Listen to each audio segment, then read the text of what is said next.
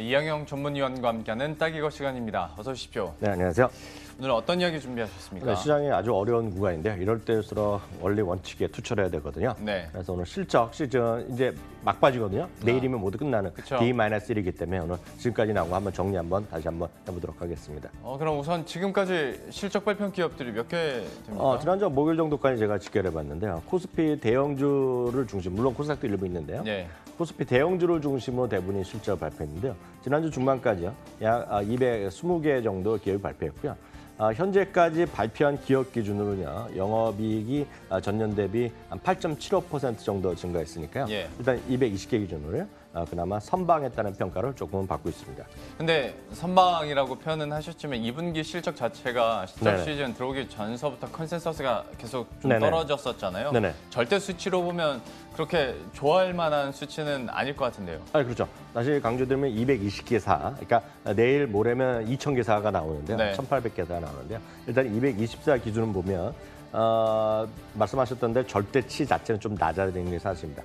작년 1분기부터 지금까지 1분기까지의 영업이익 증가를 보시면 1분기에 28.49%, 2분기에는 작년 2분기 20.64%인데요.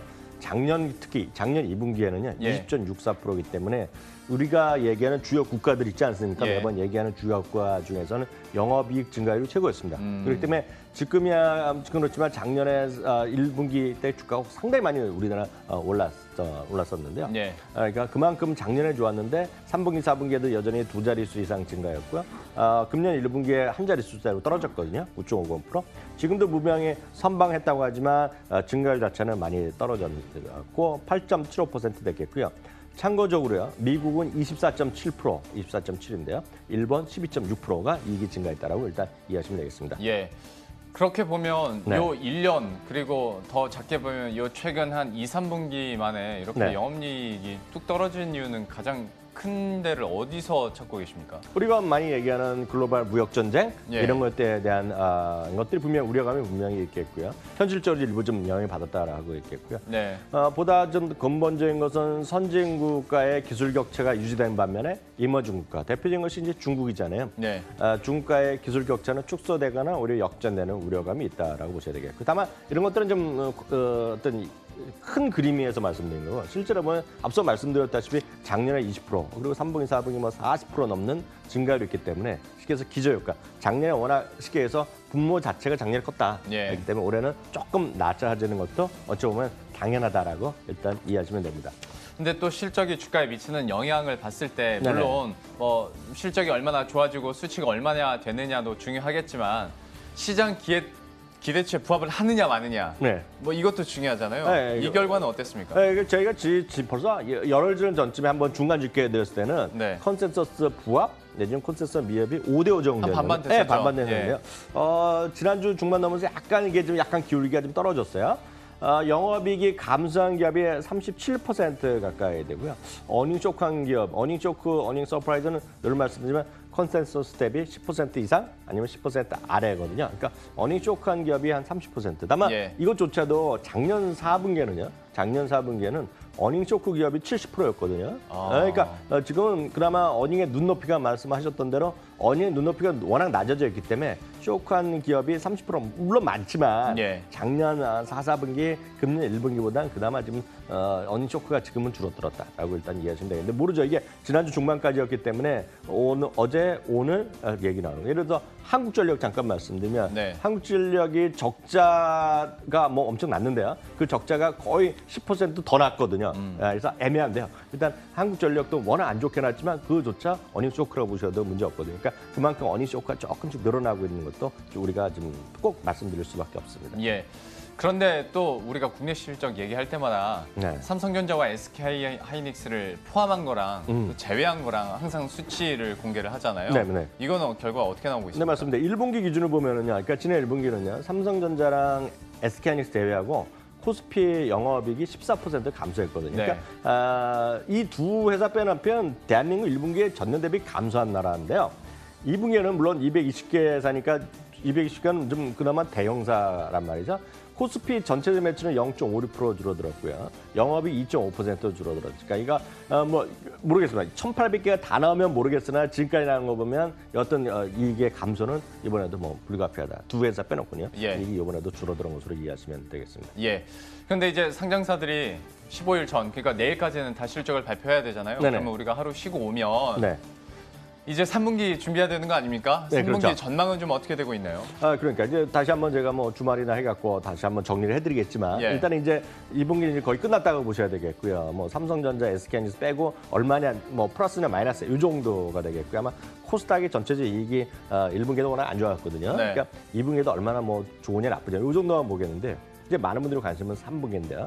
3분기가 상당히 또 헷갈립니다 지금요. 근데 문제는 제 얘기보다는 삼성증권 얘기부터 말씀드리면 지난 2분기에 약하게 나타났던 국내외 악재가 3분기에는 본격적으로 기업 실적에 미칠 것이다. 그러니까 왜냐하면 지금 2분기는 말로만 있었지만 실제로 크게 영향을 받질 않았다는 건데 3분기 이후에 본격적으로 걱정거리가 있다는 얘기하고 있겠고요. 반도체를 비롯한 IT 주식 일부가 버텨주고 있지만 예. 기업이익 증가세의 둔화세가 가팔라질 거는 그러니까 훨씬 더 빨리 둔화될 가능성. 그러니까 한 자릿수 때 초반 요 정도까지 떨어질 수 있다라는 우려감을 일단 얘기하는데요. 뭐 모르겠습니다. 어떻게 될지 모르겠고요. 한국투자밸류자산의 이채원 대표는 이런 얘기를 하고 있거든요. 미국 국채 10년물 금리가 연 3%대 안착하면 신흥국 금융시장의 불안이 더욱 커질 것이다 얘기를 하고 있습니다. 이것은 시장에 관한 얘기지만 전체적으로 3분기에 대해서 뭐랄까 녹록하지 않다라는 것이 일단 삼성증권과 한국투자밸류자산의 이채원 대표의 얘기다라고 일단 이해하시면 되겠습니다. 근데 녹록치 않을 거란 건 저도 동의를 하는데 네. 오히려 어떤 지표나 컨센서스 보면 네네. 3분기에는 2분기보다는 조금 더 이렇게 좋아질 것으로 보는 지표들이 좀 많이 있던데 이거는 그러면 어떻게 설명이 되나요? 맞습니다. 그걸 하나씩 좀 보면서 설명드리겠는데 예. 제가 지난주에도 상당히 중요한 포인트다 말씀드렸는데요. 이건 3분기 실적 컨센서스인데 꾸준히 내려가다가요. 꾸준히 내려다가 지난주에서 한 2주 연속으로 조금 반등했습니다. 지난주에 네. 모처럼 반등했는데 그거는 이제 반도체 때문에 그런데요. 문제는 지난주, 그러니까 어제 새벽에 발표한 거는 또다시 한 0.2% 다시 내려갔어요. 예, 그래서 전체적인 건 다시 좀 올라가야 되는데 조금 예. 내려가는 모습을 다시 좀 꺾였다라고 일단 보셔야 되고 그렇지만 다음 주에서 매주 보셔야 되겠고요. 절대적으로 문제는 반도체에 의존하고 있습니다. 반도체가 지금 2주 연속 가파르게 상승하면서 약간 옆으로 가고 있거든요. 예. 여하튼 반도체는 일단은 지금 우상향의 추세를 지금 보이고 있습니다. 그래서 3분기까지는 이러는데 이게 흥미로운 것이 아마 다음 주 되면 숫자가 바뀔 겁니다. 예. 3분기, 4분기가 나올 테니까 예. 같이 좀 보시면 조금 더 명확하게 우리 시청자분들께 제가 설명드릴 수 있어 보이겠고요. 반도체 외에는요. 이 딱 세 개가 중요한데요. 반도체 외에는 통신, 은행, 건설 정도가 우상향하고 있다라고 네. 얘기하시면 되겠고 제가 조선도 지금 우상향하고 있는데 조선은 워낙 신뢰성이 떨어지고 워낙 규모가 미미합니다. 그래서 네. 조선도 올라가고 있는데 제가 일부러 제가 빼놨고요. 이거 오해할 수 있기 때문에 통신은 하여튼 3분기에 지금 올라가고 있습니다. 어찌됐건 올라가고 있어요. 은행은 2분기에도 좋았고 3분기에도 좋은 거의 대한민국에서 유일한 섹터입니다. 지금. 근데도 불구하고 주가는 재미없단 말이죠. 예. 그러면.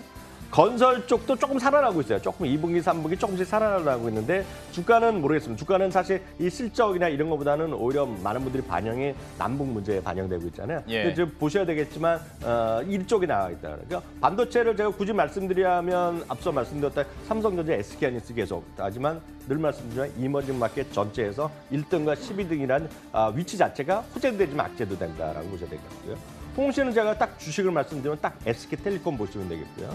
은행은 여러 가지 은행 다 되는데 지금 은행 업종에는 지금 많은 사람 곤혹스러울 정도로 실적대로 주가 따르기 때문에 제가 예. 노코멘트 하겠고요. 건설은 이 실적을 끌고 가는 건 딱 여러분들이 아실 만한 중에선 현대건설이 아니라 GS건설입니다. 예. GS건설. 그렇게 여러분들이 좀 대표적인 종목 위주로 좀 보시면서 대응하시면 좋다. 이렇게 다시 한번 정리해드릴 수 있겠습니다. 다만 지적을 해주신 것처럼 반도체도 그렇고 건설이나 은행 같은 네. 경우에도 약간 지난주 지나가면서 컨센서스가 덜컹은 하는 모습이었는데 그렇죠. 네. 다음 주에 새로운 업데이트 지표가 나왔을 때 어떤 방향성을 보일지도 계속 좀 지켜봐야 될 것 같고요.